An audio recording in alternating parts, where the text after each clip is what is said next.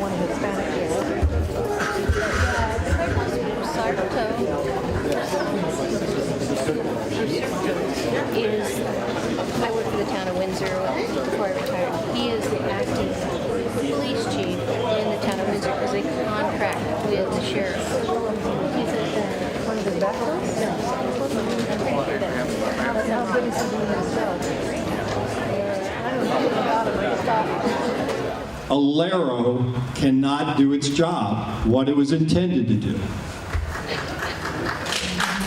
The challenge we have, the new sheriff must open up the entire office, everywhere, everyone, to Alero. In this way, we can find the areas that we need to improve directly. What we know around the country, my experience in the last 10 years, is that it's only with community partnership and transparency with law enforcement that actually makes the law enforcement agency a better agency. Law enforcement has nothing to be afraid of. They just have to create the partnership. Alero makes that possible. It's a great step that we've made in our county, but it's only a step. Much more needs to be done.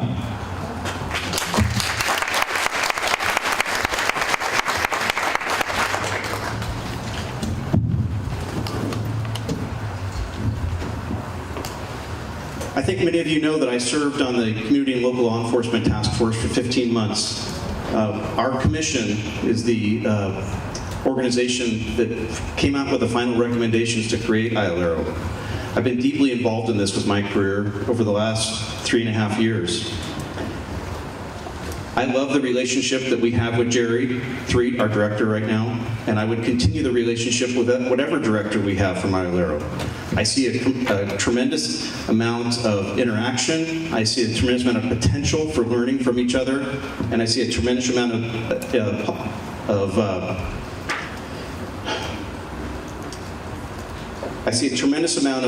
possibilities where we can learn from each other and grow. The 3 areas that I really would like to focus on with the director of ILERO is policy.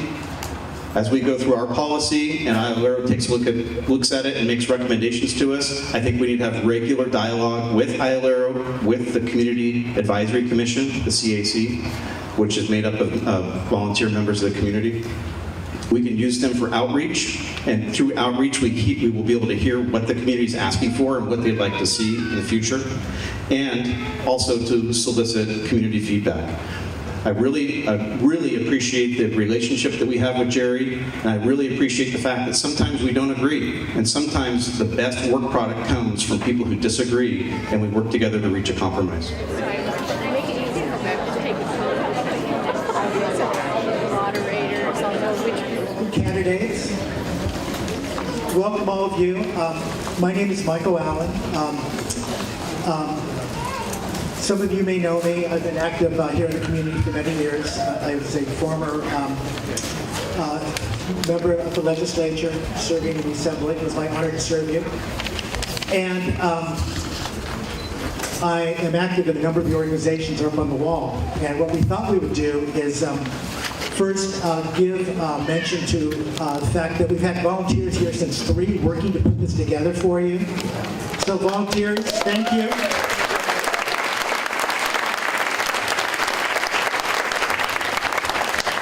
There's a woman here, Maddie Hirschfield, who has been,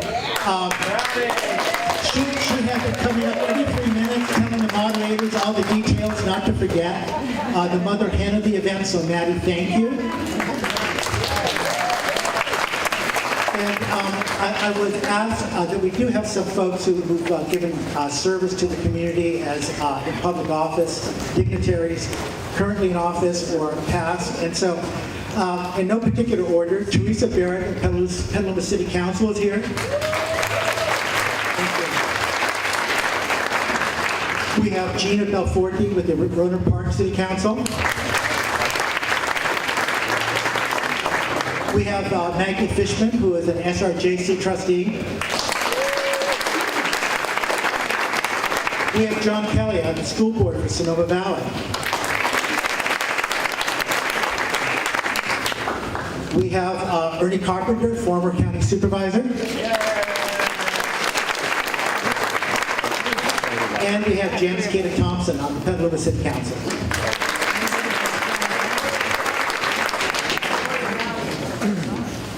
Lori Gallion was a past member of the Sonoma, part of the Sonoma City Council, and I think she's active on the Central Committee. I think she's the chair. Invariably, when you do these events, there's always going to be somebody who's left out or not mentioned, so my apologies, but just with the names I was given. So, Madam Moderator, maybe you would like to... Good evening. My name is Mary Watts, and I am the chair of the Wine Country Young Voters.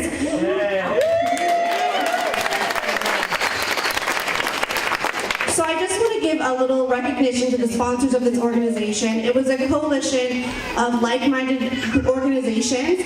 They are up on the wall, but we have the Coalition for a Better Sonoma County, North Bay Labor Council, SEIU 1021, Service Employees International Union, North Bay Jobs with Justice, Comite Vida, Volunteer Immigrant Defense Action, the Wine Country Young Voters, SCCA, Sonoma County Conservation Action, Latino PAC of Sonoma County, HPEACE, Health Professionals for Equality and Community Empowerment, and NBOP, North Bay Organizing Project. So yes, let's give these organizations a round of applause. We want to direct you up here. There are going to be the questions projected on the wall for all of you to follow along, and as well as the candidates to read the questions on the wall as well.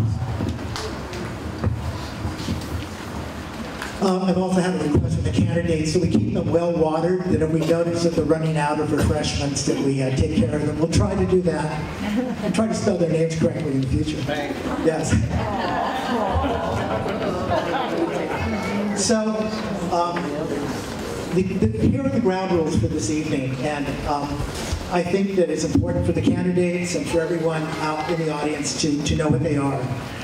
You might have noticed that there was a little ceremony up here. It wasn't a coin flip, but it was a drawing of numbers with a Giants baseball hat, I believe.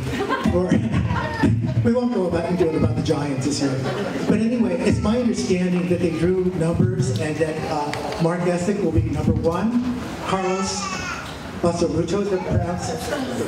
Basurto. So I told you it would not be perfect. You got the second time around. Yeah, Basurto. Ernesto Olivares is 3rd, and John Muntz will be 4th. Okay, thank you. So it's good I'm able to count to 4. So anyway, the way it's going to work is that the candidates will be given 90 seconds to make opening statements. They'll go by number 1 will make the opening statement. And then we'll go through that. When we start the questions, we'll begin with candidate number 2 and do that. And at the end, when they give their closing statements, we'll reverse order. The questions that are going to be asked tonight were developed by a committee that covered 5 specific areas. You may have noticed cards floating around. A lot of people were given them when they entered the room. Time permitting, when we get through the 5 questions that were prepared by the committee, we will take questions from the audience. I see Lori Gallion there raising the pink card, and volunteers can gather those cards. The very good news is that we know there's no way we're going to cover all the questions you're going to have for this very important public office that these candidates are running for. So we have discussed with the candidates. I think Manny Hirschfield worked it out that questions we cannot get to, and actually the questions that were asked tonight will be sent out via questionnaire. And we will give that, we will interpret it in both English and Spanish and send it out to anyone who signed up tonight via email. And it's also my understanding that there's also going to be a recording video of tonight's proceedings as well. Some other details is that anyone needing interpretation services in Spanish, I believe the headsets are in the rear, someone's indicating right now up there. And I believe if there's anyone here in the audience who is hearing impaired, there's a signing available. So that is available as well. As I mentioned, each candidate will have 90 seconds for their opening and closing and to answer each question. We have a timekeeper up front, which will basically give them a warning as to when they start getting near their time. It will be strictly enforced. Any candidate that does not obey the rules, we do have a penalty box outside. So there are consequences for not following the rules. Because this is, after all, for the office of being sheriff of Sonoma County. So having done that, we will begin. Would you like to do the first question, or would you like me to do that? I'd like you to do the first. Okay.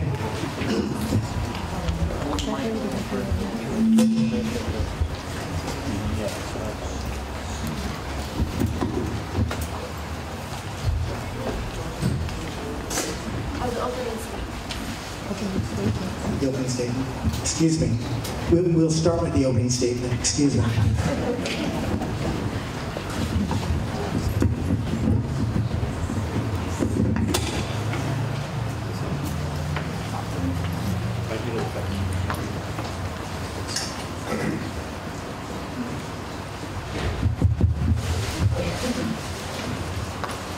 Thank you. The Sonoma County Sheriff's Office needs to get back to the basics. Ensuring public safety, being fair and accountable, and building partnerships to better engage with our communities. For me, law enforcement was a calling. I was drawn to the fundamental idea of justice for all under the law. That idea has been a theme for me throughout my career.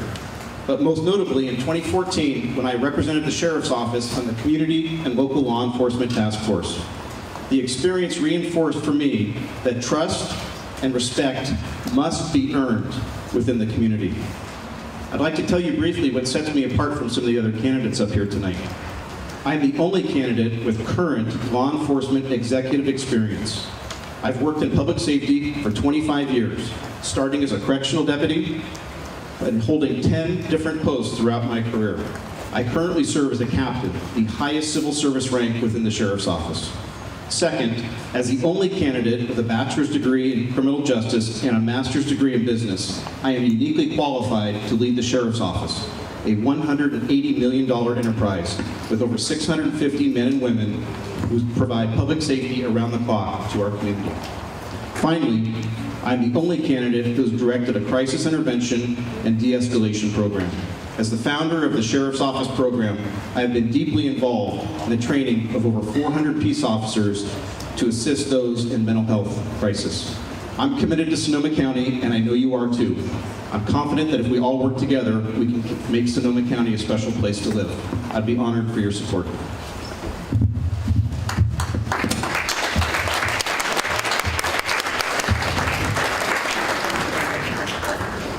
Good evening, everyone. I'd like to start out by thanking everyone for being here tonight at this forum and the North Bay Labor Council for organizing this event. My name is Carlos Becerdo, and I have proudly served the Sheriff's Department in our community for the past 29 years, starting as an intern when I was 19, and most recently and proudly as Windsor's police chief, which is pretty executive if you ask me. My family has a deep-rooted history in Sonoma County and our law enforcement community also. My father, who spent the last 15 years of his career with the Sheriff's Office, was a great inspiration for me. During my dad's days in law enforcement, things were different. When my dad was off duty, people would often stop by to get advice, talk, or just to keep him informed. He was more than just a cop. He got to know his neighbors and his residents, part of his commitment to always take an active and engaged approach to keeping our community safe.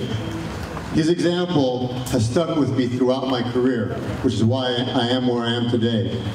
My first patrol assignment was with Roseland's Community-Oriented Policing Substation. It gave me an opportunity to get to know people, not as someone who was there to arrest them, but to understand the challenges facing the community. Also, as a Latino, people in Roseland could also relate to me and often opened up about their true feelings and community safety concerns. As your next sheriff, rebuilding trust between the entire community and the department, being open, active, engaged, promoting diversity and inclusion, and keeping our county safe will be my top priorities. I have a breadth of experience in every facet of the Sheriff's Office, and I believe I have the right set of skills, experience, and community policing to bring us together as a community. Building cooperation and trust between the deputies and the public will be one of my major priorities. Thank you.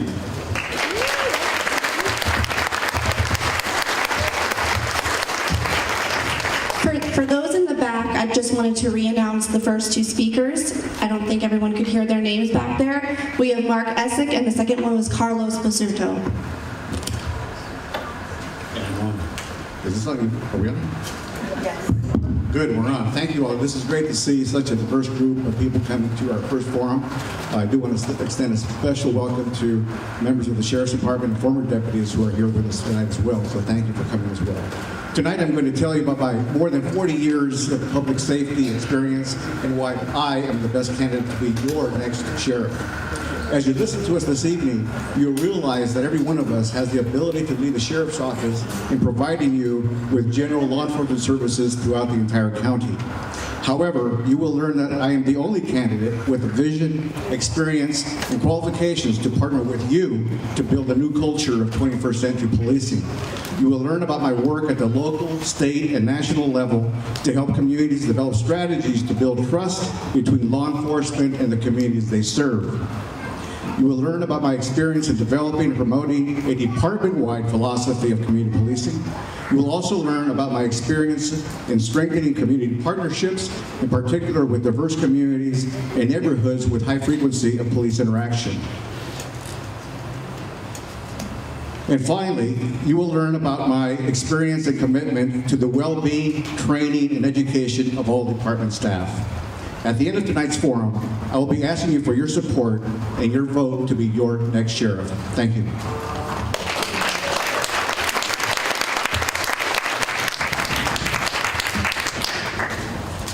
Good evening, everyone. My name is John Mutz. I'd like to first say that we in Sonoma County, like much of the country, are at a crossroads.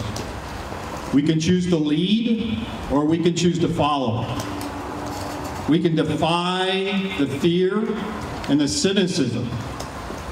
We can seize this opportunity we have to make the change. Or we can do what we've always done. In 1991, I faced my own personal crossroads. I'd come up through the ranks of the Los Angeles Police Department. I was dissatisfied with the status quo. Although I didn't think that I had the personal power to make the changes. However, following the horrific Rodney King beating, I realized I could not be silenced anymore. I knew that there was a better way, and I knew I had to lead it. In the 6 years that followed that event, in 4 different commands, we replaced a system that was based on quotas with an ethic that valued respect and engagement. We changed the lives of the police officers who were involved in that and the community members as well. When a new chief of police came in and demanded that we go back to the past, I could no longer stay. I left the LAPD and focused on training with an international organization. So I know it can be done. I know how to do it. John, time limits. You're over time limit. Okay, thank you.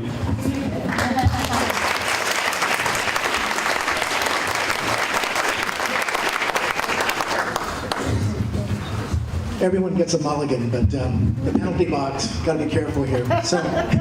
So for issue number 1, what we're going to do, and for the candidates as well, is that I'm going to read, the moderators are going to read the question once, the issue, and then the actual question. It will go up on the board as well. We will only reread the question if for some reason it isn't put up on the board or you need to hear the question again, but we're trying to do this so it's easier for you and for the audience. So with the first question, issue 1, it's on immigration, and the prologue to the question is, SB 54 was just passed by the state legislature, and it's expected to be signed by the governor. In most cases, SB 54 will limit cooperation with ICE and prohibit state and local law enforcement from using resources to investigate, interrogate, detain, detect, or arrest people for immigration enforcement purposes. This new law presents a new baseline for sheriff's immigration policy.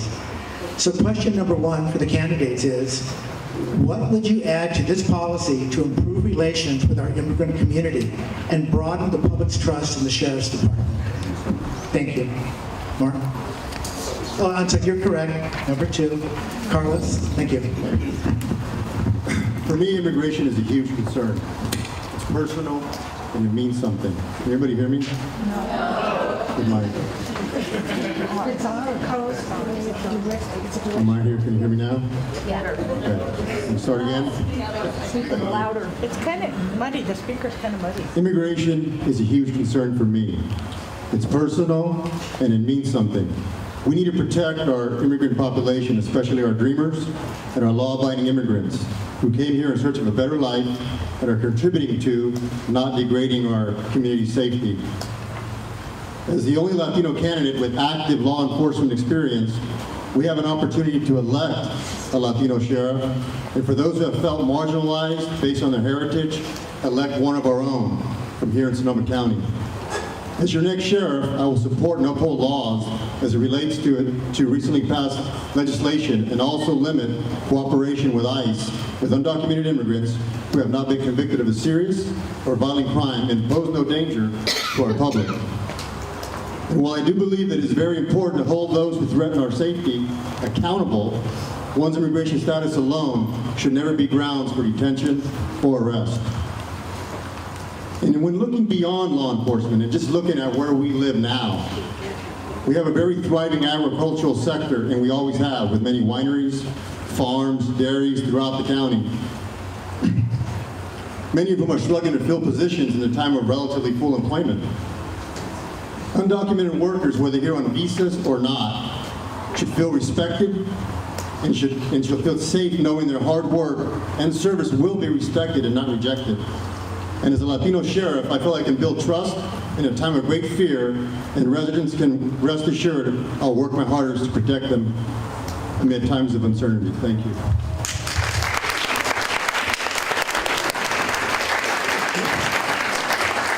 On immigration, let me begin by this. I believe that for many, many decades, we have been asking the federal government for some meaningful immigration reform and to develop a better process for immigrants to get citizenship. We've been asking for a long time. And what is happening now is we're seeing that their inability to do that has been forced down into the local level, where we are having to manage issues related to immigration and dealing with issues with ICE. As it relates to the question, what would I add? What I would add is you. One of the things that we have not done in Sonoma County is we have heard of the former sheriff's policy on immigration. We have heard about the new sheriff's policy on immigration. I want our policy on immigration. Part of getting the job done well and getting it right is taking what the state's going to give us, because it will put all the counties in an even playing field, but there's still going to be some discretion there for us. That's where we need to come to the table and craft something that is good for us. I have to understand what the impacts of immigration are at the public defender's office, the DA's office, how it impacts our immigrant rights groups, how it impacts our agriculture community, and more importantly, how it impacts our immigrants. They have a say too. This is a policy that impacts a broad community. It cannot be just crafted within the confines of the sheriff's office. It is important that I engage you, and I told you that I would be doing that. It's important that I engage all the stakeholders and give every citizen an opportunity to weigh in, where at the end we can stand behind a policy where we may not get everything we want, but at least we have the opportunity to voice our concerns and have something included in that policy as well. Thank you.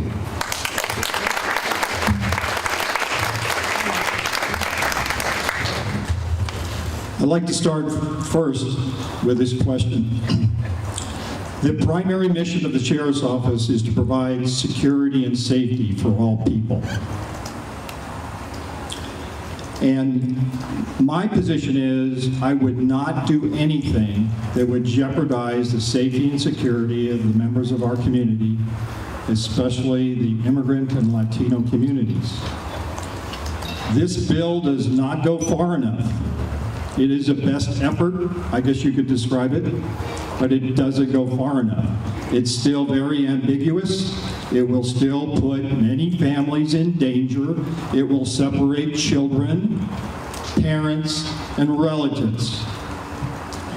I think we fail to understand the impact that this has on our Latino and immigrant communities. So there's much more to be done with this bill. And as sheriff, the real challenge is to work with a mindset that's also associated with this bill. The mindset that says that not really being connected to the damage.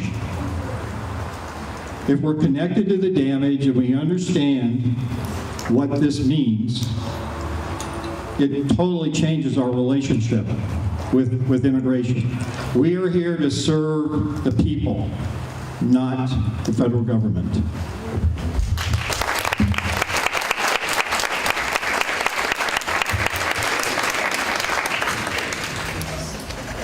I thought a lot about this. I thought a lot about this topic. First and foremost, what I want to tell everybody in this room, and I think this is really important, in the 25 years that I've been involved in law enforcement, public safety, I have never, ever asked someone their immigration status. And as the sheriff of Sonoma County, I will continue the policy that we have. We do not ask someone's immigration status. We are the guardians of the community. We are not here to police immigration status. What I'd like to add to that is there are 3 things that we can do to improve relations. Number 1, we can hire to reflect our community. I want our sheriff's office to look like the community we police. The reason I want that is because it builds trust, it builds respect, and it builds on the sense that we are a legitimate police force that polices our community. Second, town hall meetings. I've held a series of town hall meetings over the last 2 weeks, and during that time, I've engaged members of our community and heard their concerns. As your sheriff, I will continue to do that on a regular basis. We need to know what our community wants. And finally, I'm a listener. And as part of this listening campaign that I've been on in the last 2 weeks, I have heard some incredible stories and I've heard some incredible input, and that has affected me quite a bit. And what I can assure you, as a listener and as your sheriff, I will always work to build respect and trust in our community. Thank you.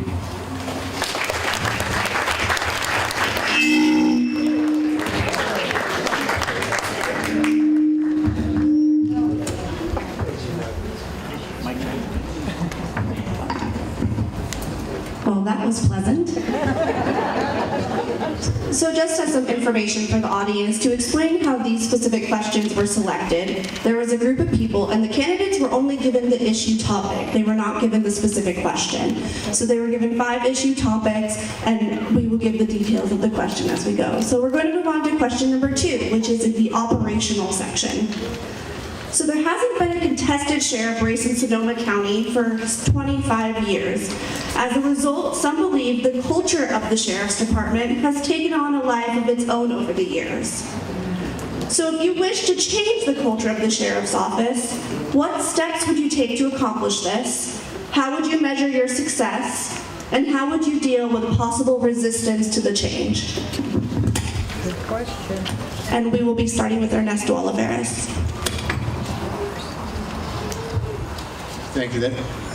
That is a very important question as far as the internal operation of that. Some of the steps that I would take, and again, not having the benefit of the internal operations now, there's going to have to be a very thorough assessment of internal processes related to recruitment and hiring for one, because there are some ideas that I have on how we can improve some of that will start to change culture, because when I talk about 21st century policing, that means a lot of things. How many of you have ever been invited to participate in the Sheriff's Department hiring process? I want to invite you to do that. So, for example, when we're hiring new deputies, new employees, typically you'll have internal staff interviewing them for their qualifications. I would like to ask for a seat at the table for one of you to sit at that same table to ask questions of that candidate as well. As it relates to promotional opportunities within the Sheriff's Department, how many of you have participated in those promotional opportunities? What I would expect, and right now what will happen, is you will have somebody promoting to sergeant, lieutenant, and above, and they will go before a professional panel of law enforcement from within inside the sheriff's office to ask questions. I would be asking other law enforcement agencies to provide professional law enforcement officers as well to be part of that process, and then I would have a separate 5-member panel of community members that are asking questions about those employees' ability to connect with the community, to provide quality community policing, to problem solve, and to build relationships.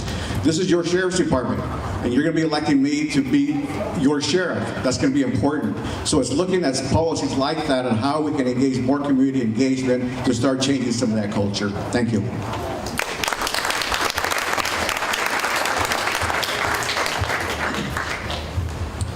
The culture of the sheriff's office is the direct responsibility of the sheriff. It's a reflection of him. It's got to be based on providing service to people. It's got to be based on respect and listening and trust. The first step is to understand that the culture has to change. Second of all, having a background in being able to work with resistance has been my past experience. First of all, you have to understand the resistance that would come from changing a culture. And that's all about the fact that people do not understand the benefits of changing the culture. When the culture is at its best, officer safety is very high. When the culture is at its worst or needs work, officer safety is an issue, and we don't want that for any of our law enforcement. One of the ways that we measure success today is with actually going out to the people and asking them, how are we doing? What specific things did we do well? And then also having to scale the individual feedback that we have from people on individual contacts. So it's about data, getting data.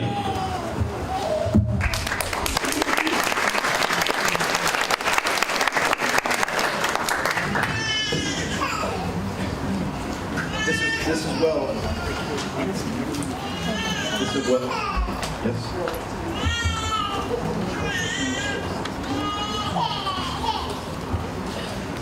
Thank you. Wow, okay.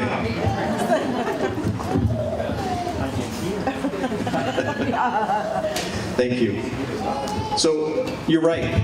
The culture of the sheriff's office is set by the sheriff. There's absolutely no doubt about that. But what's important that we should know about the culture of the sheriff's office is that we have 650 men and women who work there.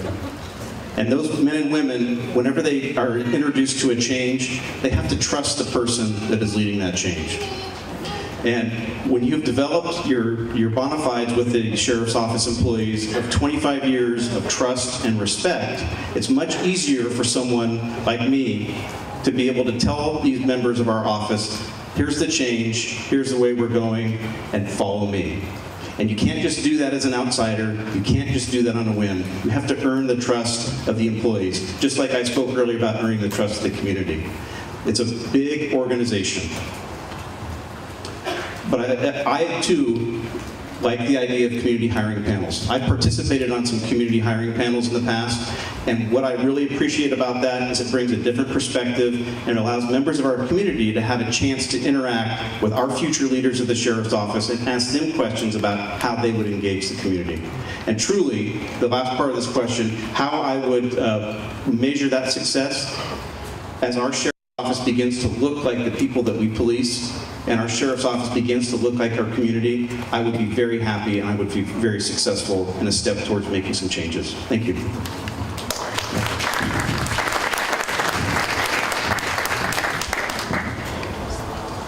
I have to say I agree with Mark in terms of having to start off with already having the trust of the people that work for you.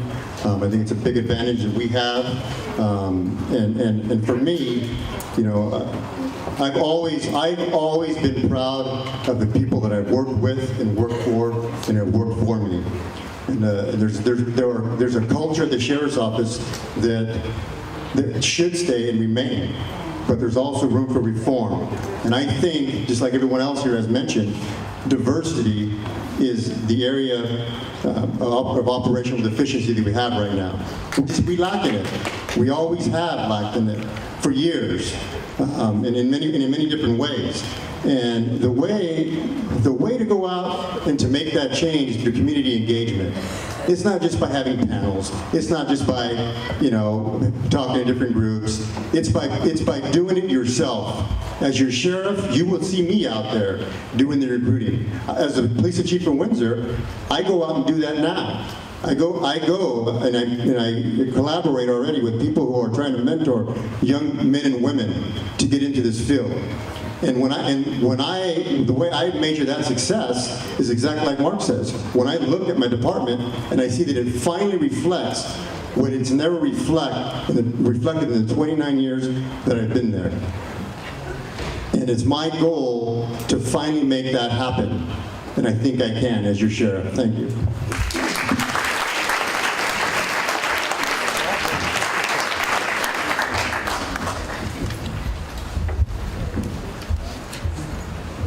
Well, audience, can you hear me?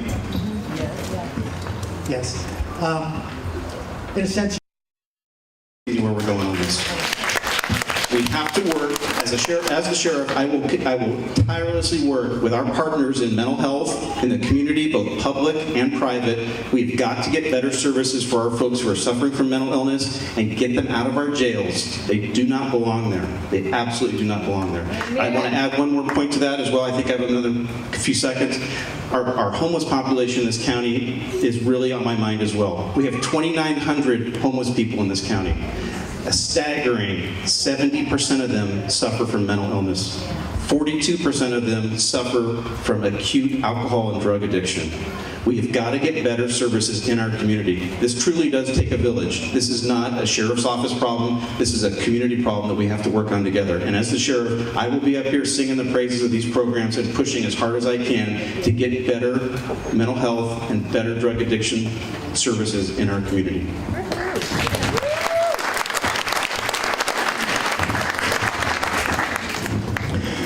Quite frankly, I think we failed in the area of mental health, in large part because services provided to troubled individuals faded over time. And they've been left with nowhere to go for help, and far too many end up in jail. Today, the state moves to close certain mental health centers beyond the privately owned Aurora Hospital in Santa Rosa. There's little opportunity for those afflicted with mental health to get the help they need. It's sadly one of the reasons we're seeing the construction of the new mental health unit at the county jail. However, I hope that the new facility provides more of the comprehensive services needed to reduce recidivism in the criminal justice system. And that's something that I will work tirelessly to see that we can make that happen. We also need to look how those afflicted by mental health can get services to avoid the criminal justice system altogether. And that's something that we need to learn to work collaboratively.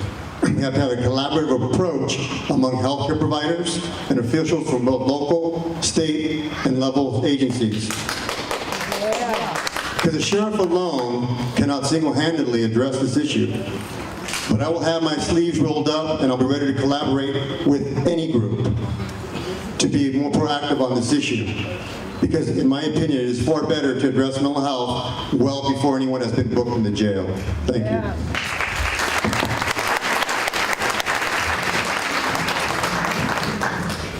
Who in this room knows somebody who has suffered from mental illness? I think just about everybody has. It's very common. We're all touched by that. And I agree with what Captain Essick has said about some of the needs within the sheriff's office. You know, as law enforcement professionals, we're often asked to be, obviously out there enforcing the laws. We're expected to be mentors, counselors, teachers. Sometimes we're even expected to be parents. There's so many things that we have to do.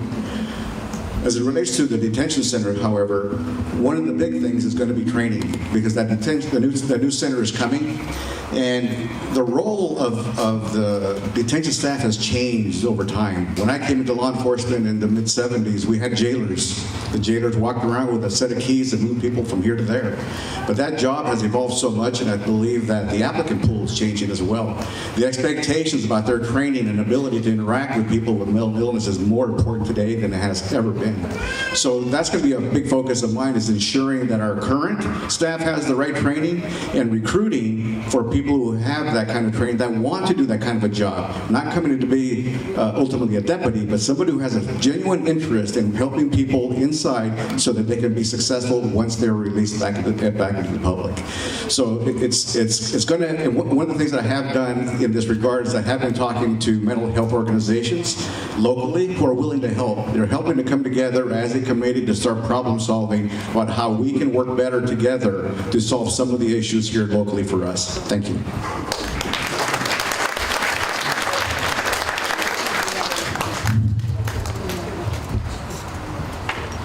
This is a justice issue, plain and simple. This is an effort that's gone on for way too long that criminalizes mental illness.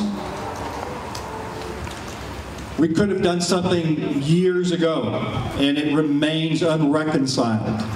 It's got to stop. We cannot criminalize people who are mentally ill. The only way for us to really gain ground in this is to bring in the expertise that's necessary, the mental health professionals, so they have the expertise to help us. So these policies have to be around what is best for those people who are incarcerated for a crime and incarcerating people because they're mentally ill. It just doesn't work. It hasn't worked. But it breaks my heart that it continues. There are cases all over the country where we've had tragic situations, and it's got to stop. And it's more than a policy, it's a mindset as well.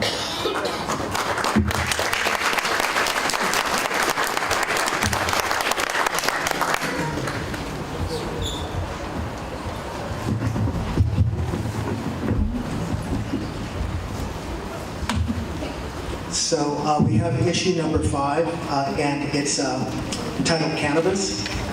Last November, California voters approved Proposition 64. On January 1st, California will become the most populous state in the nation to legalize the recreational use of marijuana.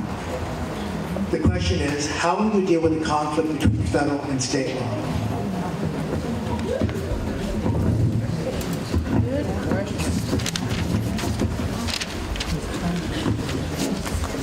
Well, I agree that the prohibition on marijuana is a failed strategy. It is what we have in a lot of states. And because of that, we're always going to have that black market. And because of that black market, one of my biggest concerns with cannabis is the prospect of violent crimes affecting neighborhoods in areas that contain marijuana grows, particularly in areas where there's children, schools, churches, etc. This is a reality that we just have to accept, and it's a reality that I dealt with throughout my career. However, this is something that we still need to keep a close eye on and ensure we're maintaining safety in our residential neighborhoods. However, cannabis policy and/or regulation is not the responsibility of the Sheriff's Office.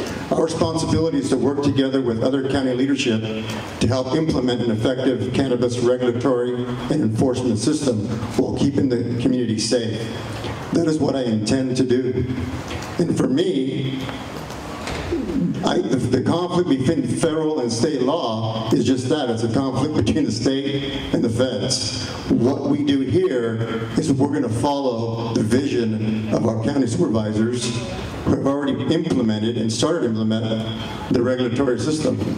Our job is to assist them with that vision that they have in whatever way we can. Thank you.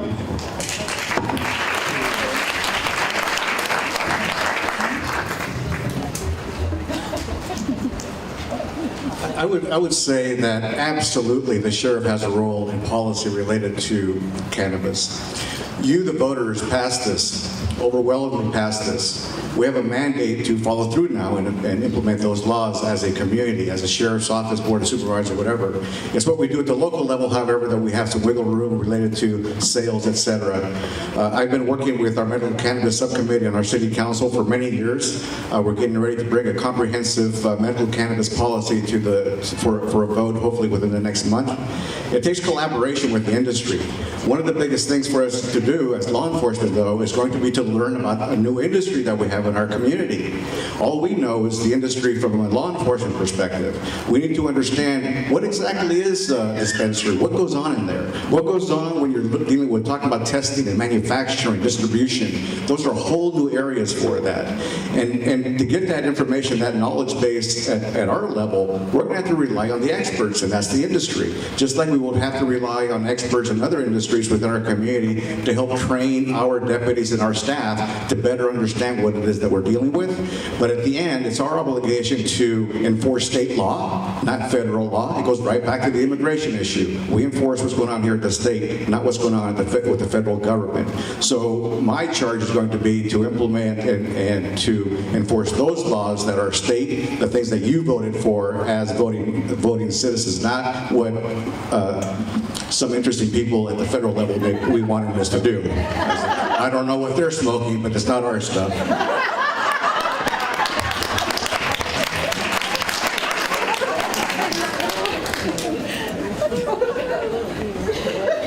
There probably isn't an issue that's more unreconciled than this one. And we have a conflict between the federal government and state law in other areas as well, yes? So the job of a progressive sheriff, that's different. So a progressive sheriff is one who is open for the good of all. How do we make this work? How do we ensure the safety and security of people here in Sonoma County? That takes an entirely new skill set, a skill set we attribute to a progressive sheriff. Now, how do we fight that? I believe the sheriff has a very important role in influencing policy. The sheriff has a direct relationship with the Board of Supervisors and the governor. The governor wants to hear from the sheriff, particularly progressive sheriffs. So our work is one of advocacy and making sure, while this is implemented, that we have the safety and security for all people. And it's still unreconciled. We have to be very careful in this area.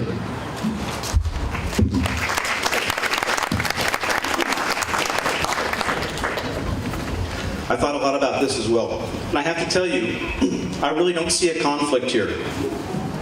59% of the voters in Sonoma County voted for marijuana. 57% of the state voted for it. I'm a state peace officer, and I will follow the law of the land. There's no question in my mind there.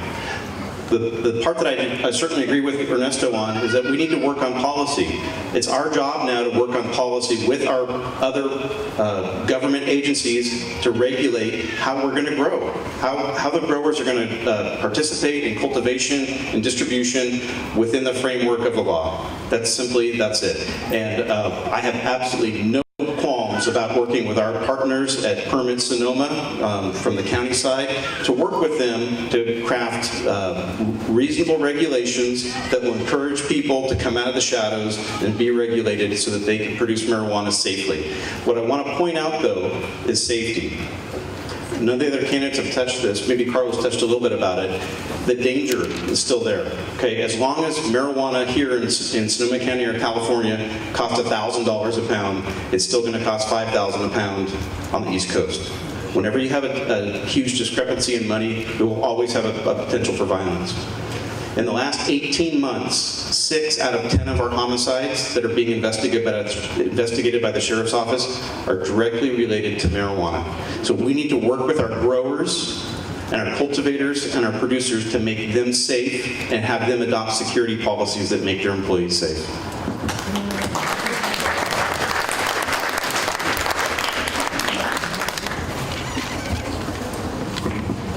So now it is time to actually address the public questions. So we have our volunteers that have been sorting them into different categories.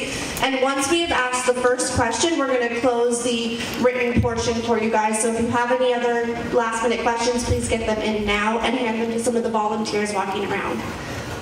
So this has been mentioned a little bit tonight, but we want to be a little bit more specific and concrete. So what will you do to increase diversity within the department, specifically among women and diverse cultures? I think I'm the first one on that. One of the first things I'm going to do, I had a very good meeting with our HR department at the county. One of the things I want to do is to engage HR more in our hiring practices and recruitment practices. They are the experts. We can rotate through, we come and go, but that's their wheelhouse, if you will. That's what they do. We need to involve them a lot more beyond just the basic testing and the basic recruitment. We need to go out of our area. If you know, in recruiting for sworn deputies, we have to go through, just like with police, we have to go through approximately 100 applicants to get one qualified person out on the street. That's a lot of people.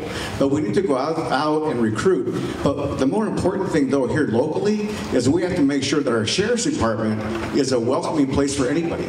They have to be able to be safe and know that that's a good place to work. I can tell you what it's like to be a male Latino working at the San Jose Police Department.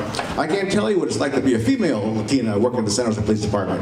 So we need to really understand some of those concepts. But including HR, who get trained very well in this area, including them in those processes along the way to ensure that we do that. And it goes back to my idea of including you. So you're going to be looking for that too. If you're on that panel with me, you can be asking, hey, where's everybody? So it's having those ways of evaluating what we're doing through data. Where are we going? Are we just staying within Sonoma County? Are we going out to recruit people to come to this beautiful place to serve as a deputy or other employee within the sheriff's office? It's going to involve you as well. It can't not just be done by the sheriff's office. We have to be engaged in the diversity recruitment as well.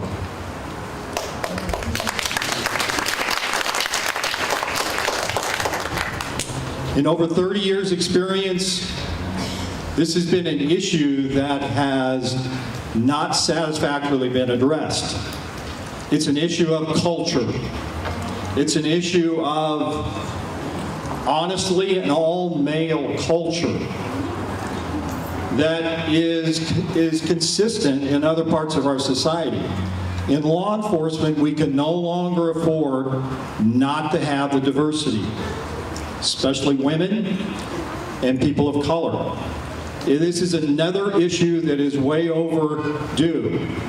It should have been done years ago. Look at the office. What we know today is that women in law enforcement change the culture. We have research for that. They also change it everywhere else, too. It's not enough to recruit them. We have to make it safe. That's the job of the sheriff, to make it safe, to protect them until the culture makes the transition. And then it's extremely important, based on my experience, to then make sure there's a career ladder for those women so that we now have women leading in these positions.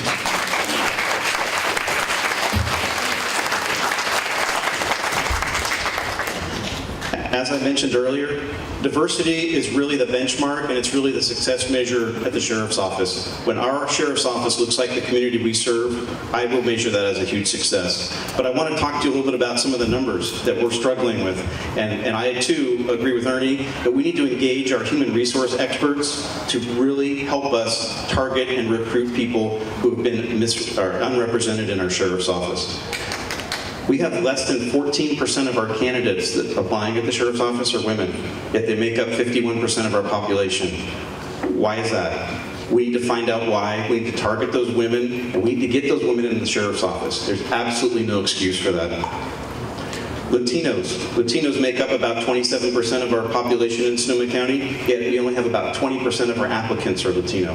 Why is that? We've got to work with HR, we've got to work with our partners to better target, to better recruit, and to encourage, as Ernesto mentioned as well, these hiring and recruitment panels that are made up of the community members to get these folks in our sheriff's office.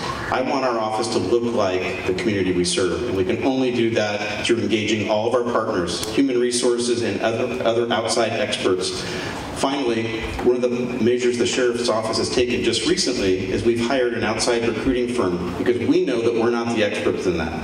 We're supposed to be the experts in enforcing the law. We're not the experts in recruiting and human resources. So we've asked for help from others, and we're starting to see results there.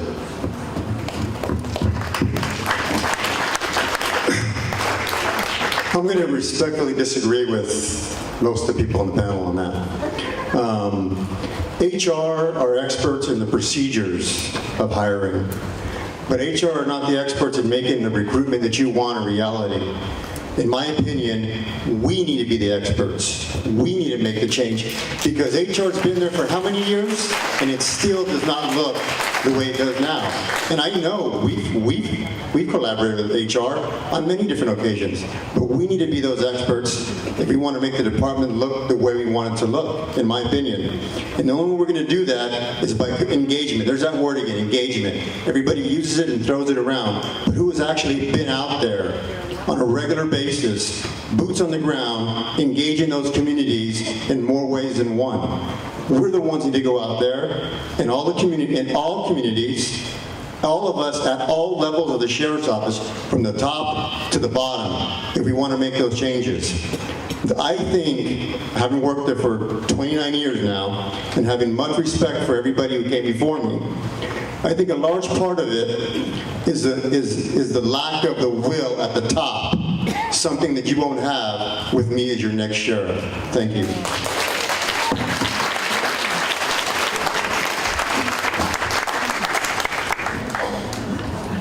Okay, candidates, how are you doing? Good? Okay. Well, candidates, we have a lightning round. This is a yes or no answer. You're going to get 15 seconds to spit it out, a yes or no. So we would ask that, I think you might know that many of the organizations sponsoring tonight, many of the people in the audience support the Disclose Act. And so the question to you would be, is that 30 days out from the time of the election, would you be willing to disclose who your top 10 donors are and what the relation is to the Sonoma County Sheriff's Office?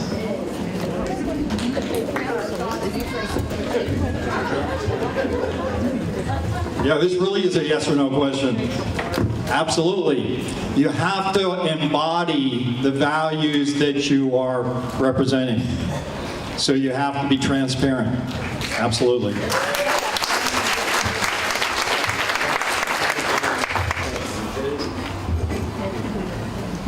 A resounding yes for me as well. Disclosure, transparency, I have absolutely no problem disclosing who's supporting my campaign. As a matter of fact, I'd be proud of people supporting my campaign, so I would sing it loudly.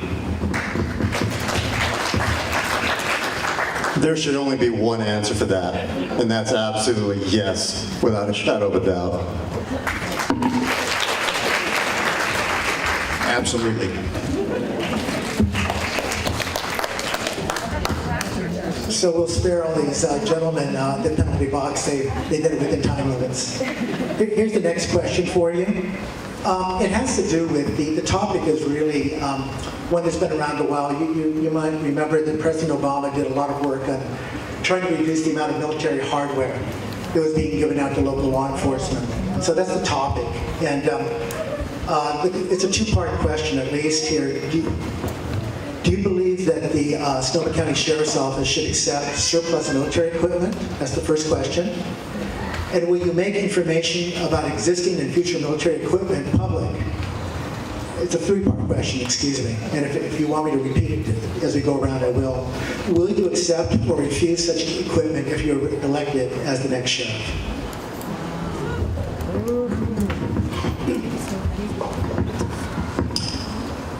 I've worked a lot on this because I actually worked in part of the program where we accepted some of the items from the military. And let me tell you, the answer really is, it depends. There are some items that we accepted from the military that were very, very helpful to us. Things like stretchers, medical supplies, blankets, tents for the homeless. So we did accept some items that were very, very beneficial to the community. So my answer is it depends. Those kind of items, absolutely. But I have heard loud and clear from the community, and as a matter of fact, the Sheriff's Office has stopped the policy of accepting other items from the military, items that could be considered weapons or military-related items, weapons, bayonets, firearms. We no longer do that because we heard the community loud and clear and they didn't want that. But to say blanketly no that I would not, no, I can't do that because there are things that we may need for a natural disaster someday that we could possibly get surplus that would benefit directly the members of our community.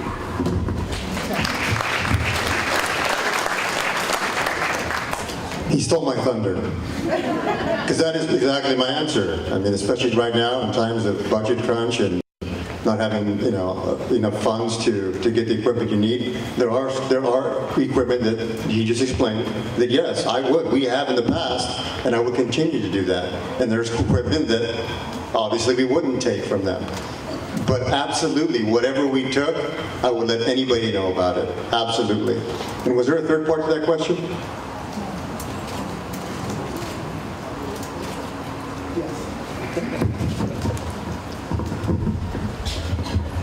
This was the cannabis question. Will you accept or refuse such equipment if you're elected the next sheriff?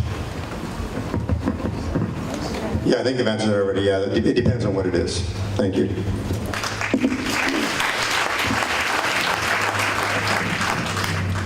I think for the most part, we only hear about some of the big evil and really observe really crazy things that agencies have taken on because there can be abuses. It's free stuff. But you're right. There has to be some controls on it, and it's not a black and white answer. It's a yes or no. And I'll give you some examples. And I gave you some examples of very basic needs. And it goes back to working with you. What kind of things do we need in Sonoma County to keep our communities safe? And I'll give you an example. My good friend Kelly McMillan, Chief of Police in Salinas, just retired. During all that controversy, there he was. He was stuck with a big armored vehicle that he disclosed. Here we have it. So what he did, and what I like, is this. How do I engage you? Here it is. We believe there's a purpose for that here in Monterey County. So I would ask you here in Sonoma County, we have it. How would you like to see it used? How do we engage you in that? And in going through this process, Kelly and the community agreed that that vehicle would be used solely as a rescue vehicle. It would never be used as an assault vehicle. And they had a very clear policy that was made public, and they are held accountable every time that vehicle is used so that they can, again, check to see how that is being used. That's the kind of thing that we need to be doing, is to be transparent about what we have, what is the purpose of this equipment, how are we going to use it, and is it an opportunity for us to engage you, to educate you about what that is going to be and how it should be used. Thank you.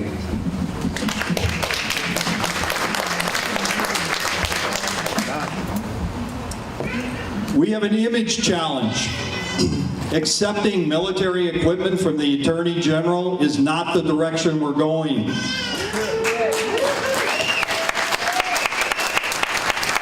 There are always strings attached to free stuff. I think we've learned that, yes? So we have got to send the right message, and that message is no militarization in our future.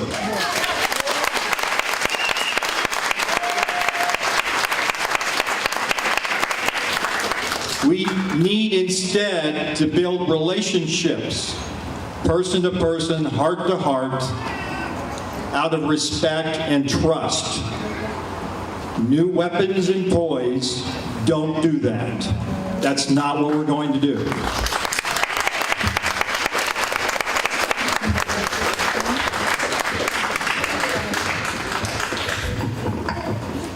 So we're going to move on to a question about local protests.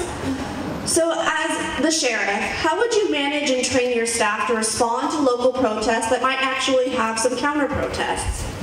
What are your views on use of force? And what changes would you make to the current policy? And I have an addition, have you attended a local protest here in Sonoma County?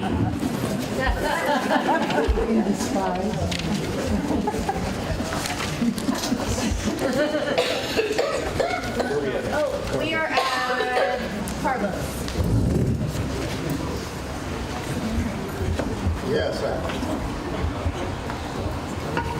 we good now? Yes, I have attended a local protest, but only while I was on duty. And I believe our policy on how we handle protests is adequate.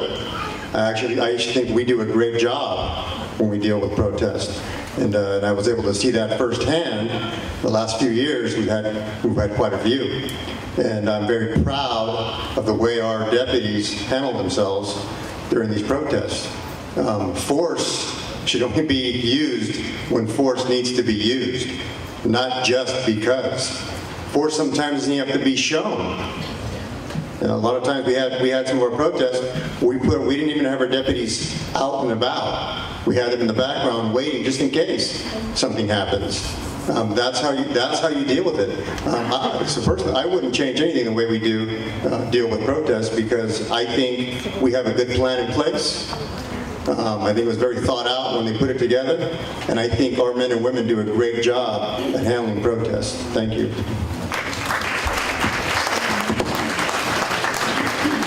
I have to agree with Carlos. There's been a lot of great collaboration between the Sheriff's Office and the Police Department as it relates to protests. And for me personally, when I was mayor of Santa Rosa, we were dealing with Occupy. And I was very proud of how our then police chief Schwedhelm handled that, and really working with the folks that were coming to talk to them, to have a conversation about how do we keep them safe, how we keep the community safe, and understanding what some of those boundaries were. And it's that type of an effort, and looking at a policy and say, yeah, we have a good policy, but it always has to be reviewed. So every time you have an incident, you have to debrief it. What went well? What could we have done better? What did we learn from this? And it's also, the other thing that happens around here is law enforcement share some of those tactics that they use. Hey, we did not have to escalate to a use of force in this situation. Let me tell you about something new that we tried. And that is the benefit of ensuring that our deputies and command staff are out interacting with others around the state, learning some of these new techniques, because it is evolving. I know that the response to civil unrest and things like that has changed dramatically based on experience. We want to keep it safe. The officers want it to be safe. I mean, these men and women put themselves in harm's way every day. And absolutely want to keep something like that safe. So I think the continued working with those that are coordinating the actual protest to find out what some of their needs are, what is their routes, for example, and how do we keep them safe during that process, and how do we keep the rest of the community safe. Thank you.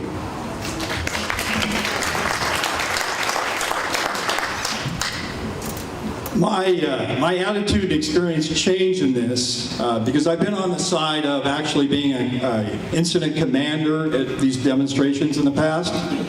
But my mindset changed when I was actually an activist on the other side. So it's a different experience. And I think all police officers should have that experience. I know it benefited me. It changed to how I look at it. So I want to say the first thing we have to do is really, what do we value? What do we value? We value people. We value their right to demonstrate and have dissent. We value the fact that we don't want them to get hurt. Those are the values you train around. Number one. Now listen. All this begins well before conflict. It begins because you have the necessary relationships and trust in the first place so that people can talk and work through their differences. That's the essential part. Now, I have seen video of use of force in our county, and I think we need to do some more work in that area. And I'm sure there are occasions when it went well, but it's an area that we really have to focus on. It will come down to the minimum use of force, even if any force is necessary.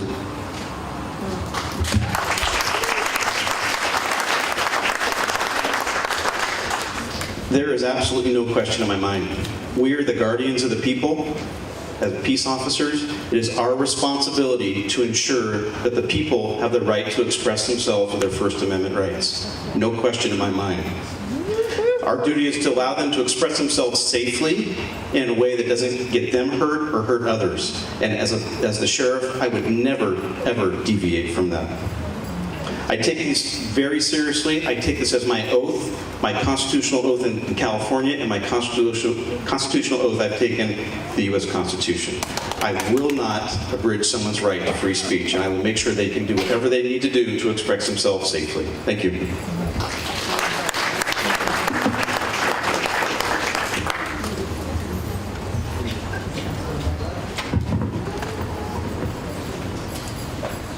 So the next question we have is, since the election, people have been afraid to make court appearances, see a doctor, or report crimes. What will you do as the Sonoma County Sheriff to reassure our immigrant community, especially the undocumented, that it's safe to appear as a witness or report a crime or to call or visit the Sheriff's Department? Thank you. I think what we're talking about here is leadership. When we need to keep in mind that the office of the sheriff is not just a law enforcement office. It is more than that. When you're the sheriff, your view has to be much broader than the enforcement aspects of the job. You are a much bigger part of the community. You have to have that regular interaction with community groups, the board of supervisors, other elected officials. As the sheriff, even being an elected official, you have an opportunity to make a statement. And when issues like that happen, when DACA happened, for example, as the sheriff, why would I not make a statement to reassure our community that you're safe, that we will protect you, that we'll do everything we can to protect you? And why would I not encourage other law enforcement agencies to do the same thing?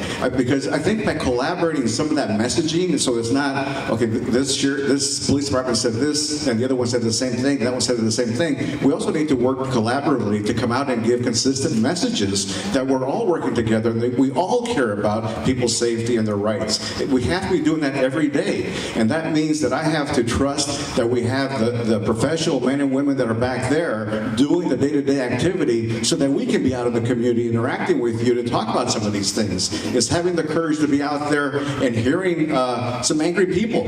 We will hear about angry people, but we have to get through that anger and get the stories out before we're able to problem solve. So that would be my approach in doing that. It's not a simple one, but it's one that is possible by the right amount of leadership with the organization. Thank you.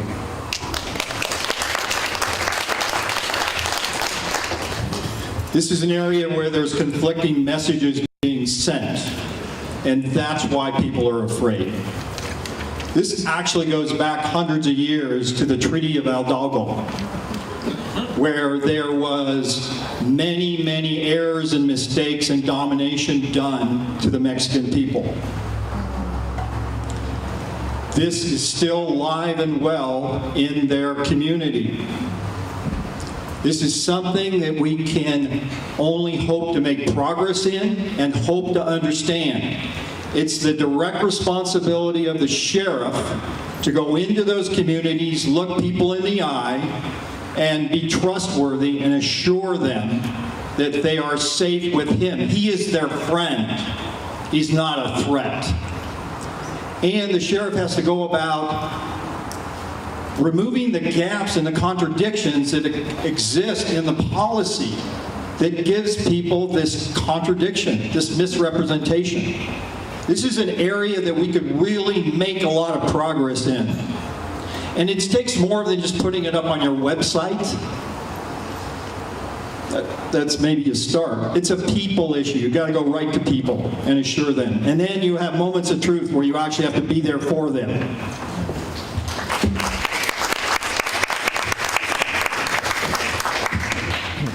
As I mentioned earlier, I have never asked someone their immigration status in 25 years of service to this community, and I don't intend to start anytime ever. It's the Sheriff's Office policy. We do not ask people their immigration status, and we never will. Why is that? Because we want people to feel free to report crimes to us. So if a person is afraid to report a crime to the Sheriff's Office because they're afraid we're going to check their immigration status, it makes them less safe, and it makes our communities less safe. We want people to feel like they can talk to us. We want people to feel like they can report crimes that are occurring in their neighborhood so that we can investigate those crimes and make their neighborhood safer. I absolutely will not ask someone their immigration status, and as a matter of fact, I would do an incredible amount of outreach. So we've done some great stuff with the CAC through ILERO, and we've done some great stuff with our current community outreach coordinator, Misty Harris. She's been attending some of the community forums on immigration. There actually happens to be one going on right now across town from us. So those kind of outreach to the community with the Sheriff's Office, the Board of Supervisors, the individual districts within the Board of Supervisors authority. We're out there talking to people right now, reassuring them that we're not going to ask them their immigration status. They're safe, they can report crimes, and we will listen to them.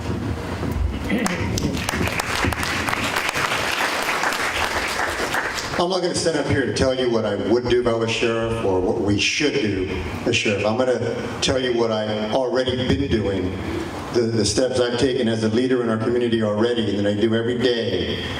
When this immigration issue first, hit the airways and was a hot topic, I made it a point not to wait for my fellow chiefs or the sheriff himself to speak for us.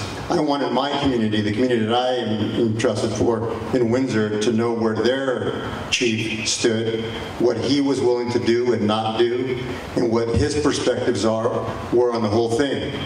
And I sent it and I gave it out to my community so they understand all that. And I didn't just stop there. I go to churches. I go to events, I go to communities, I go to civic groups. I'm out in the community and I'm preaching. I'm only just walking the walk, but I'm talking the talk. And if I'm your sheriff, I am not only going to use Iolero for outreach because that's an important part of their job, I believe. And I'm not going to just use Misty Harris because that's an important part of her job. That's why she's there. I'm going to be the one doing it myself also, because it's just like everything else. It starts from the top. I've taken that on in Windsor, and I plan on taking it on at the sheriff's office for all of you. Thank you.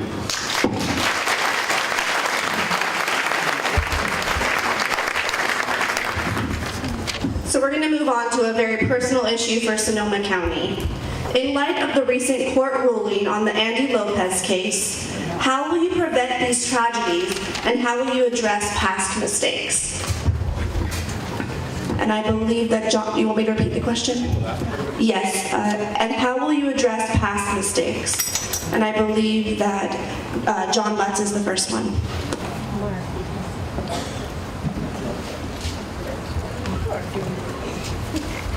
There's probably no greater unreconciled issue in Sonoma County than this one. I'm encouraged that this case is proceeding in the federal courts. I believe that we can prevent another boy from being shot and killed. I know we can. Anything short of that is not acceptable. So where we go is we go with what was it that led to that terrible mistake? We have some areas to look at. Use of force policy, the culture, fear, a lot of areas. We've got to look honestly at these areas. And the point is that it not happen again. So we can prevent them. What do we do now? Hire jailhouse! Yeah! What we do now is what was not done. We go to the family and express our deep regret and grief. I've done this in the past, and it's not an easy thing to do, to sit in the afternoon, in the morning, or evening with a mother who's lost her son. But it's absolutely the only thing we can do.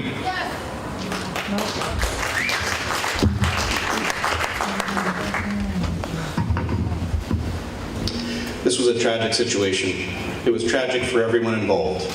It was tragic for the family. It was tragic for the community. It was tragic for us at the Sheriff's Office. It has deeply impacted us in everything that we've done. Some of the things that we've done to make changes is we've purchased a use of force simulator. What we know is that when you practice use of force in a simulator over and over again, you get better at things. And the more we practice, the better we get. Additionally, we need to talk more to the community. We need more outreach.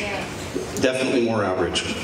When we sit down, one human to another, one person at a time, and take responsibility for our role, and we try to educate the community about all the different multifaceted parts of this incident, we start to reach a better understanding. So it takes one person at a time, and as a sheriff, I have absolutely no problem doing that. I sat on the Cali Task Force for 15 months. I listened to many people express their views about this. Some of them very passionately. Some people very passionately. I listened to them, and we had to take a measured, steady-hand approach to putting together recommendations. And I'm very proud that we have those recommendations and we're working towards putting them into play.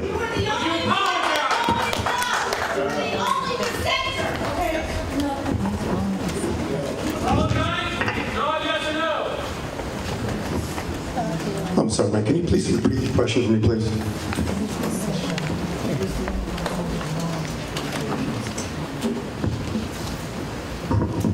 In light of the recent court ruling on the Andy Lopez case, how will you prevent these tragedies and what will you do to address past mistakes? Well, the reality of our business is that you can never really truly prevent anything from happening.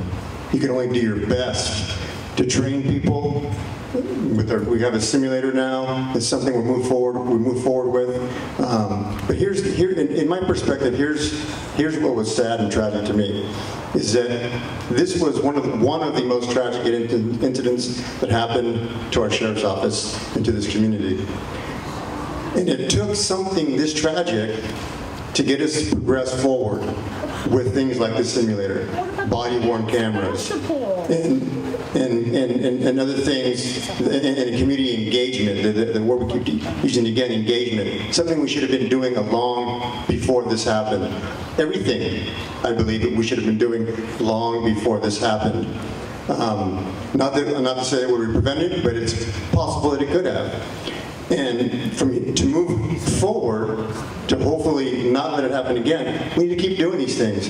We can't talk about engagement now and then a year from now, stop because everybody forgot about this or that. We also can't keep going back to the same tragedy. If we want to heal and grow together, we have to stop ripping the scab off that wound so that we can heal and that we can heal together. Thank you.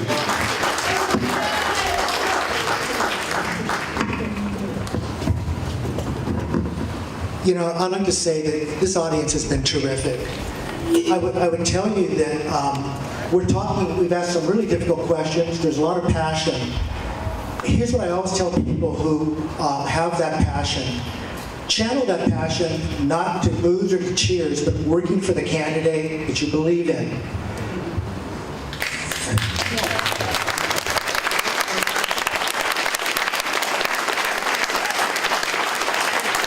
The organization that sponsored this event have tremendous respect for the community. That's why we put this together. That's why hundreds of volunteer hours went into this.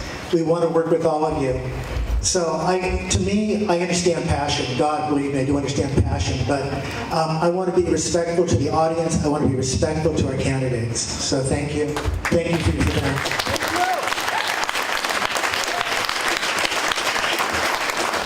Thank you, Michael. I don't believe there's a panacea that would prevent something from like that from happening again. Tragedy happens. But I think here in Sonoma County and in many, many communities across the country, the issue goes back centuries.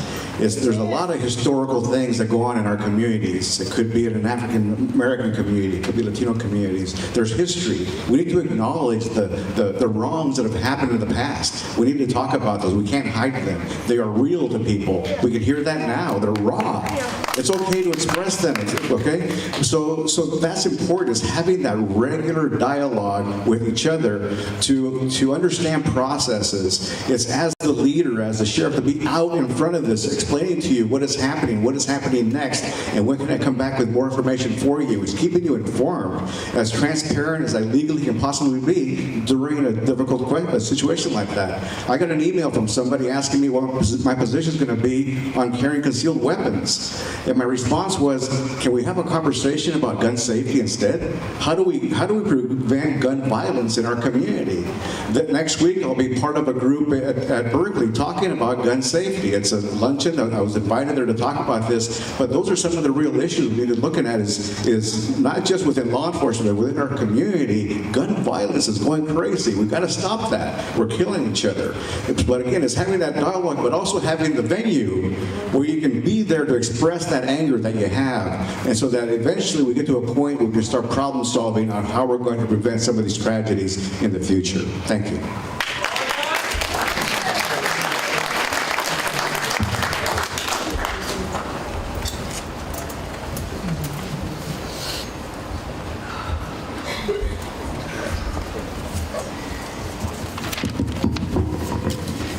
The topic of this question is disclosure.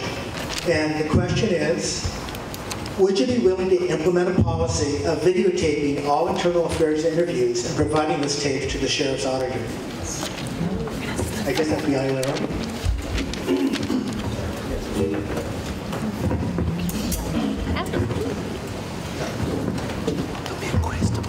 I've heard this question before, and I have to tell you, we already audio tape all of our internal affairs investigations.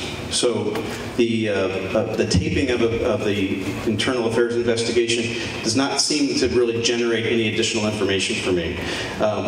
As we already capture it on audio, everything that is said in that room is transcribed for accuracy, and we have a record of everything that goes on during an internal affairs investigation. Now, of course, I've heard from the people who are urging that we do this type of thing was that we might be able to see when someone's being interviewed small things like eye movement or hand movement, and that somehow we could then interpret that hand or eye movement as guilt or innocence during the interview process. So what I just want to kind of dispel a little bit of a myth there is that an internal affairs investigation follows procedural law just like criminal law. So we cannot simply use the fact that a deputy answering a question in an interview, when he says no or she says no, and she or he may look down at the ground with their eyes, we cannot interpret that as any sort of guilt or any sort of consciousness of guilt during the interview. So I think we have a pretty robust system in place right now with audio recording and transcription of all of our interviews. Thank you.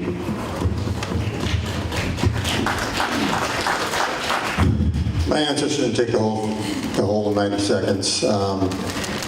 It's simply, if we're willing to transcribe an audio tape, and if the people want us to just videotape it, and if Aguilera wants to see a videotape, and we're going to talk transparency, why not just do it? It doesn't make any sense to me not to, because I have to trust that the people that are working in our internal affairs department, they do a great job.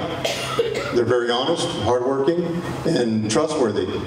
And if we're going to work with Jerry and his Aguilera group, and we want to build trust with them, well, that's how you start. You start showing them trust to gain trust. Thank you.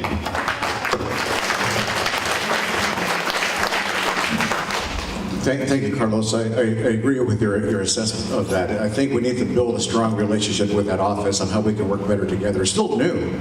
It's still new, and when new programs come in, sometimes there's mistakes, missteps, but it's not a bad thing. We learn from that. So it's learning how can we get the best information that we can have to make the best assessment of those incidents. That would be important for everybody. Equally important is reporting out to you the number of investigations that are occurring within the sheriff's office or any law enforcement agency. How many were there? What were they for? How many uses of force were there? What was the injury? How many officers were injured? How many citizens were injured? What kind of weapon was used? What were the charges? There's a lot of data that can be put out there that we can share, but that data is also helpful for us for training purposes of identifying what we need to be doing to make people safer, because those contacts are not always safe, and there are programs out there to help community members and more importantly, our community's youth, to teach them to have a safer interaction with law enforcement, to keep it from escalating to the point where force has to be used. There's a very good program down in the city of Long Beach called Why Do You Stop Me? And I'd love to bring it here because it's very dynamic, it's in your face, but kids learn a lot from it. And so does law enforcement. There's also a component for it for officers to learn how they can improve their interaction with youth and just regular community members during times of law enforcement contact.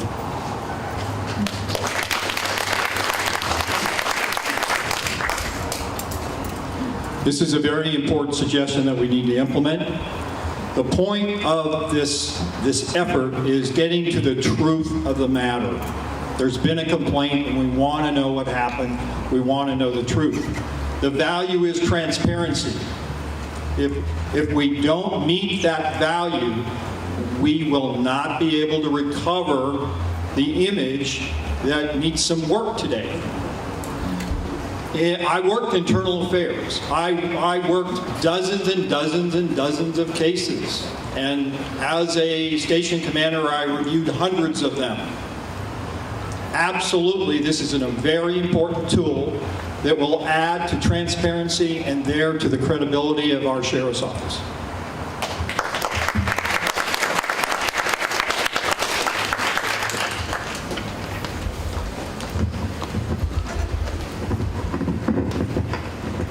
This is going to be the last public question for the night, but please remember that they will be responding to any of your questions through email that will be sent out if you signed up outside.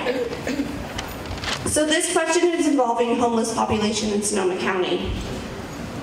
Do you support homeless sweeps? Do you support a homeless Bill of Rights? And do you have any suggestions for solving homelessness in Sonoma County? And I believe Carlos is up first.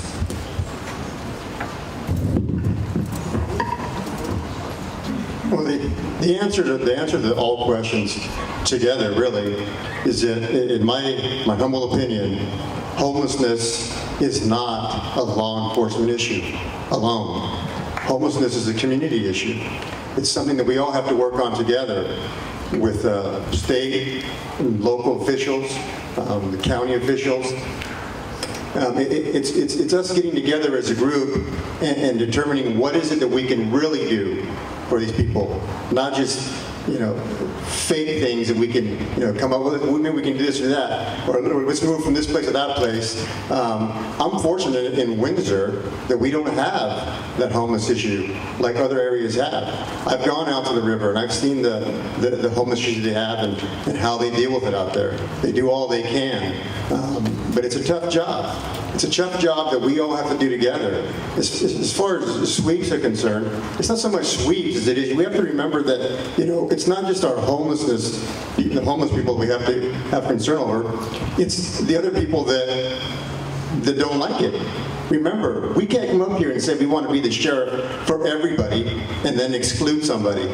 If people want to come in and complain that we got a big homeless problem somewhere, we have to in some way deal with it. The only way we deal with it is with those sweeps. If we don't want to do those sweeps, then we have to work together to come up with ideas for something different.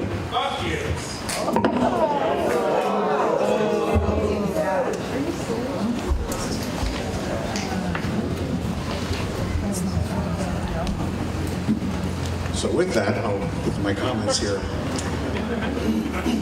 Homelessness does impact the entire community, Carlos. It truly does. Either you're homeless, you're trying to help somebody who's homeless, you're being asked for something from somebody who's homeless.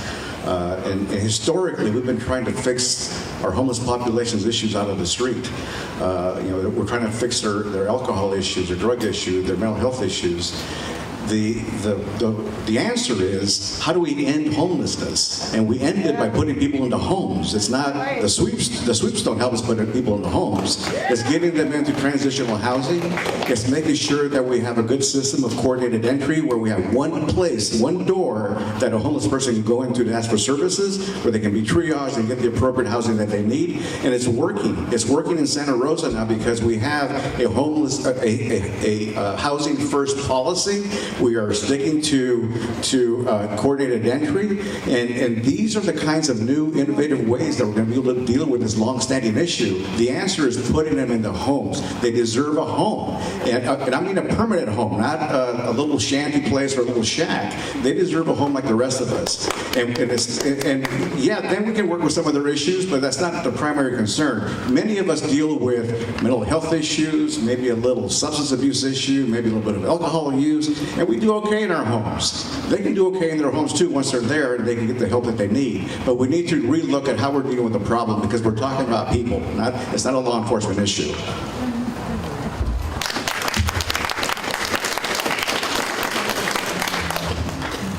This is another justice issue. I would not in any way support law enforcement sweeps of the homeless.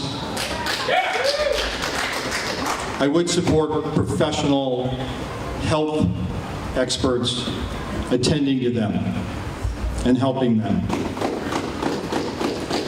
If we criminalize homelessness due to the frustrations of others who don't want to see them, don't want to be with them, we are on the wrong track.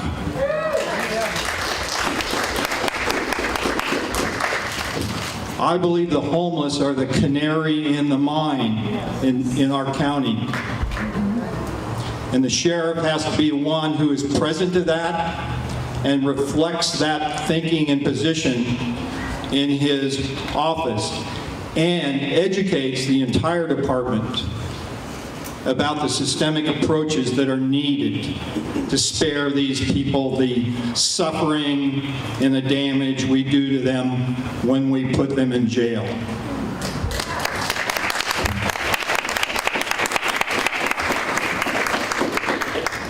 As I mentioned earlier, homelessness is very, very close to my heart. And the reason for that is because I've worked it. I've worked the projects within the sheriff's office to better serve our homeless populations. So homeless sleeps, no, absolutely not. They don't work. We know they don't work. What works is having a program like HOST, the Homeless Outreach Service Team. That's where we take mental health professionals, social workers, and people who specialize in delivering services to those sometimes who don't want those services, to try to encourage them into housing first. So I certainly agree with Ernesto. We have to get people into housing first. That's what matters. That's what makes people not homeless anymore. As I mentioned, we have 2,900 homeless in this county, and about 1,800 of them, more or less, are unsheltered. So those are people who are living under overpasses, in creeks and stream beds. And unfortunately, sometimes we do have to assist other public agencies when we have homeless emergencies. An example was Homeless Hill. We had such a huge pile of debris and such a huge fire hazard that we had to do that right. And the city of Santa Rosa, to their credit, they did it right. They took tons of service providers up there and they got people housing and they offered alternatives. We've seen that in the Lower Russian River in some projects I've worked on. We had some folks living in the river as the floods were coming.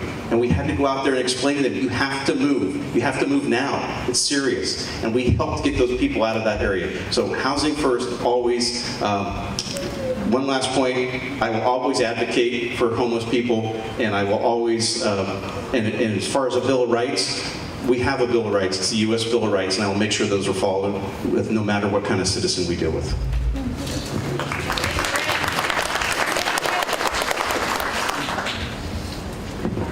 Before we move on to closing statement, I wanted to take a moment to thank the candidates for being here and answering some of these really tough questions, and thank the audience for asking them.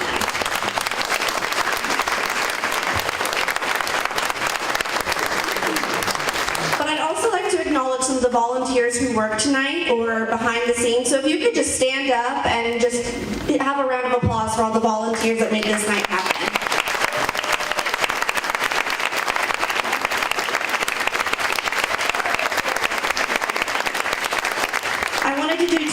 Shout-outs for Helen Ross, who organized the, just how we laid out this room and got a lot of the volunteers organized in the back, as well as Dale Axelrod, who put together all of the PowerPoints and really wanted to make it an important message for the community to be able to read the questions alongside.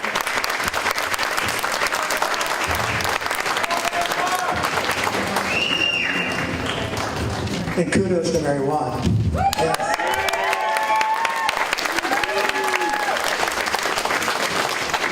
All right, dear candidates, we're in the final lap here.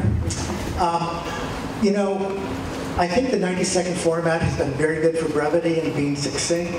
But you know, we're going to go wild here.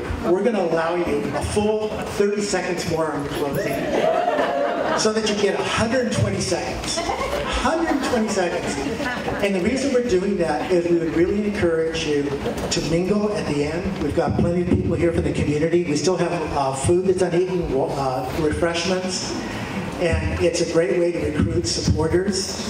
And it's a great way to bond with people who are going to be essential to your campaigns as you go through this process. So having said that, John, I believe you were the last in the opening, so now you are the first in the closing.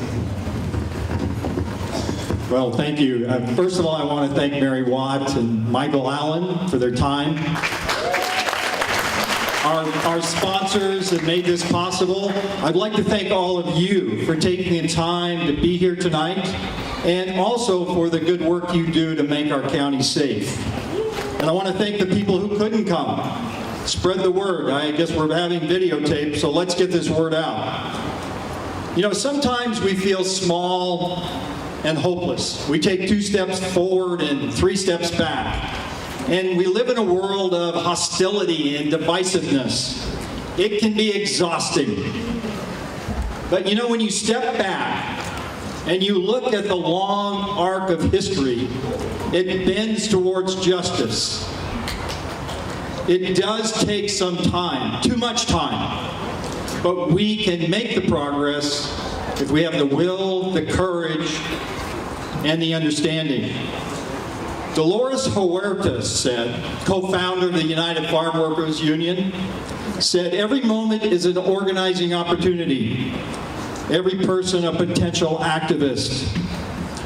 Every minute a chance to change the world." For the last few years, I've been involved in working with people in this community that share the passion for transforming culture. I see that commitment every day. It inspires me. We know it can be done. We know how to do it, and we're ready. And I ask all of you to put your energy and join with us to make this happen.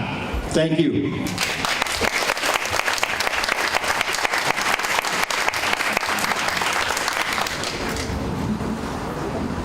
Thank you all for attending tonight's forum. This was great. I really enjoyed it. I love the diversity that we have in our room. I don't want to go on, though, without acknowledging and thanking Jay Foxworthy for being in this race. And please send your thoughts out to him and his family during this time of crisis. This is not an easy job. This is a very difficult job, and you have to be all in, and I can understand that. And family has to come first. They do make a lot of sacrifices on a daily basis, but you cannot jeopardize your life to do something like this. I do want to start with that. I hope that I've been able to share with you some of the things that I have been doing for nearly 40 years of public safety work. If I haven't answered all your questions, my card is back there. Go to the website. It's all outlined in there. Because what's more important than us telling you what we're going to do is telling you what we've already done. And not just what we've done within our roles in law enforcement. What are we doing as community members? How are we engaged out there after hours? What kind of work are we doing to support other efforts in our community? Law enforcement, public safety is not the only thing. We have a number of different volunteer opportunities within our community. And I think part of the job, again, it's that non-law enforcement part of the job. When you get to those higher levels, I think we have an obligation to demonstrate to you that we are a part of that community. So look for that. I want to talk about the issue of the culture within the organization. The question was asked, good question. I'm going to have to learn a new culture. What's important to me is, what do you expect from your sheriff's department? What do you expect? Forget the culture. What do you expect from your sheriff's department? What is the culture that you want? I want a culture of 21st century policing is what I want. Does the new deputy that comes in to work at the sheriff's office who's never been there before, does he have to learn the current culture? Absolutely. Right now we have a number of incorporated cities in Sonoma County, excluding the contract cities. Every city except 2 has a chief that came from someplace else. They came to a new culture, and it works just fine.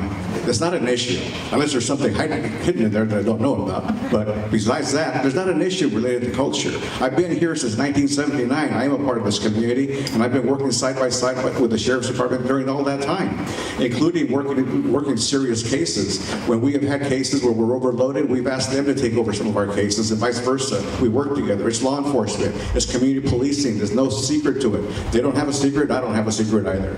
So with that, I ask for your support, and I ask for your vote as your next sheriff. Thank you.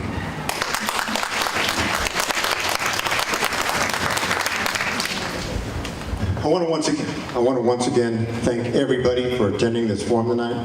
And again, I want to thank the moderators and the North Bay Labor Council for putting this event together.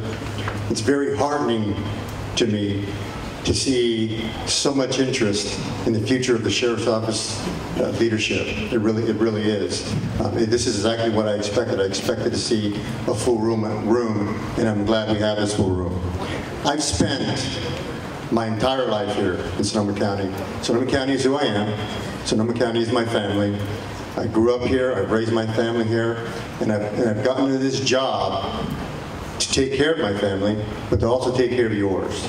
It's what I do wherever I've gone. It's what I do in Windsor now. It's what I want to do for the Sheriff's Office. As I said earlier, I spent 29 years in law enforcement, all here at the Sheriff's Office. And I've been working in a variety of positions, from the jails to investigations, community oriented policing, you name it, all the way to where I am now at the Windsor Police Department as their chief. And what I want you all to know is that I will work hard for each and every resident here in Sonoma County, just as I've had with every other assignment I've had in the Sheriff's Department.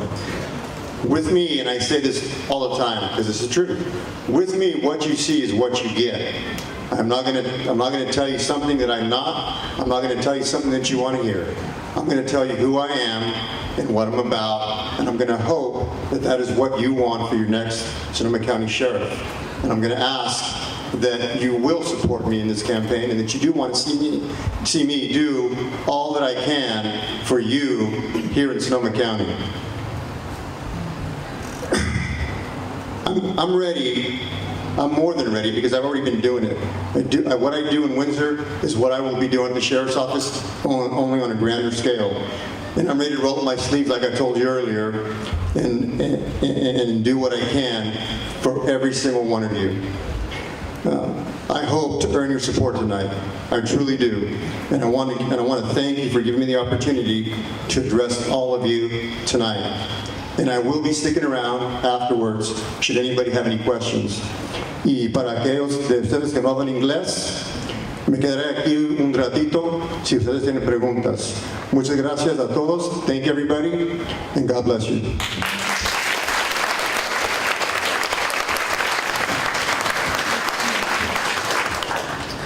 I too want to thank everyone for being here tonight. What else would we be doing on a Thursday night, right?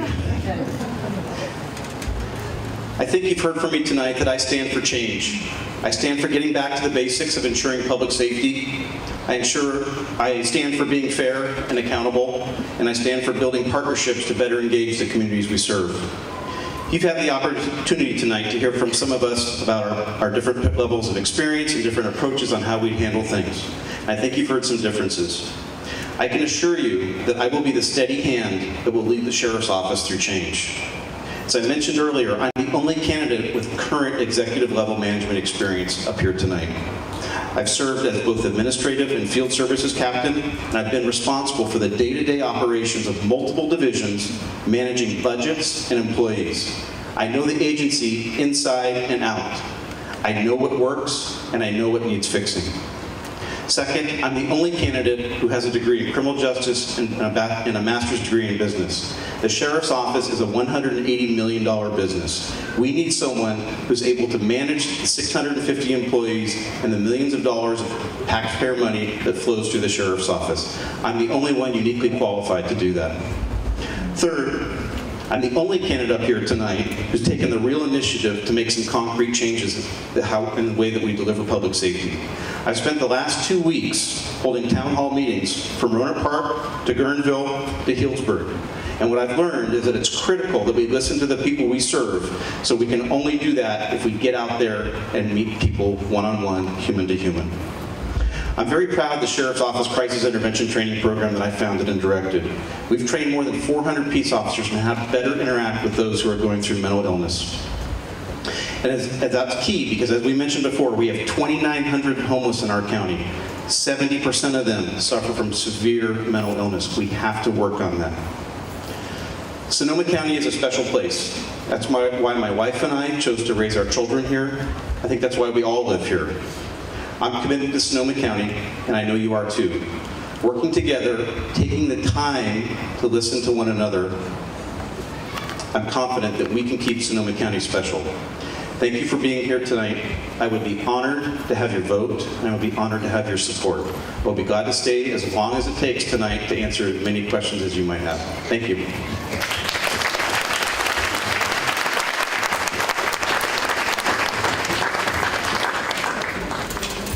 Well, this concludes our program.